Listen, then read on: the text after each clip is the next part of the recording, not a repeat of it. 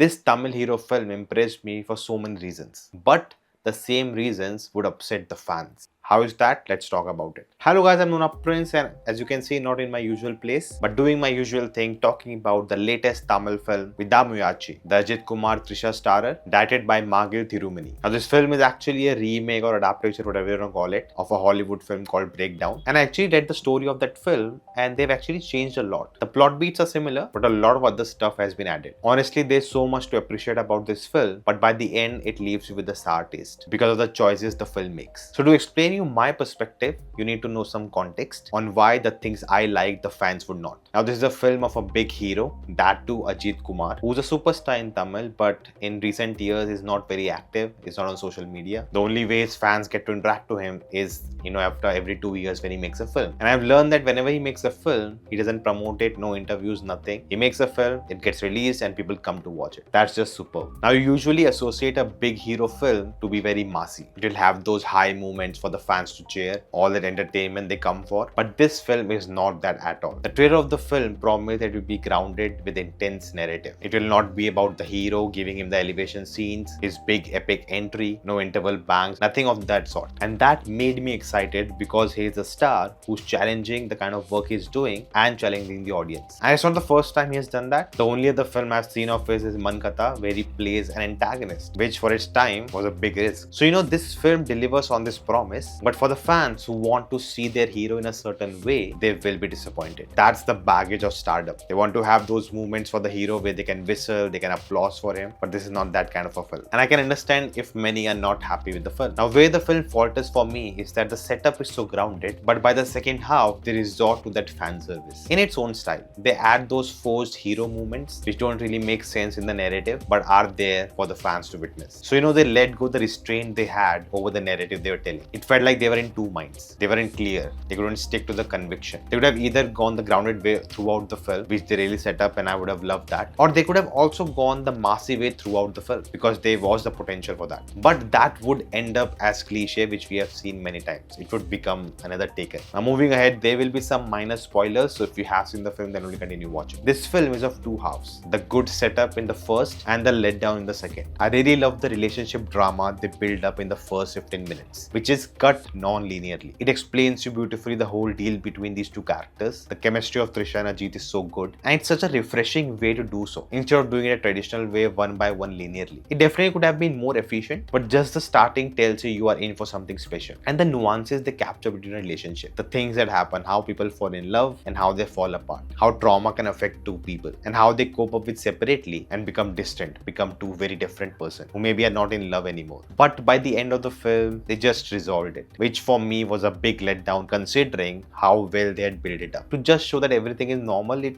just feels weird. They could have let it open, that they will give it a chance, maybe something comes out of it, or maybe nothing comes out of it. And both the characters, both the actors played so maturely. Any other treatment would not work. But the way they do in this film, it works so well. And that's why it feels more bad the way they just resolve it at the end. Like there was this whole angle of the affair which felt very vague, and I thought they will come back to it. Maybe the affair never happened. Maybe it was just an excuse to get out of the relationship. That's what I felt, but we never come back to it. And after that, the whole first half, as we go on this road trip with these characters, the tension starts to rise. You constantly have this eerie feeling, something is wrong. You can feel it. And the film is very subtle in its performances, in the way it's shot. It looks so beautiful at places. And it takes its time because you cannot rush it. Otherwise, it will not work. And maybe that's why some people would say the film is boring. But that's not the thing. The narrative demands that time. And it was so refreshing to see our main character so helpless. He doesn't know what to do. And we feel that with him. We don't just move on to the next thing like this. No, we see that struggle. And Ajith Kumar plays it so well. It's so hard to do. You can really get tired of it because the hero is not doing something heroic. He's struggling. That's not easy to portray. And that's what, he's not a hero in the film. He's a character. That's what he's playing. He's in this situation. He doesn't know what to do. We are worried for him. And then in the story comes the twists and turns. When come the villains of the film? Here's where things starts to change. And it starts from the performances of the villains. The way the actors are delivering it. It is a bit bit over the top for the setting we were in. And you can say they are playing loud characters. It's very much inspired from Joker and Harley Quinn relationship. There's also this parallel they're building about love, relationship between the protagonist and the antagonist. And we also get a backstory for them. Who are they, where they came from, which I felt wasn't a need of it. Something should be left for our own imagination. And as we move ahead with the plot and see all the plans of the villain unfold, it all starts to become very unconvincing. And that's a problem. They are not just 4-5 villains. It's not just a whole gang, it's a whole town. And why is that? So that our hero can come on top and beat all of them. And that's why suddenly the film being very grounded, in the second half, we see our hero doing hand-to-hand combat as if he's trained. And there was no backstory at all that he was actually trained, he was a spy or whatever. He was just a common man. That made it so interesting. But now him just fighting with those villains like he,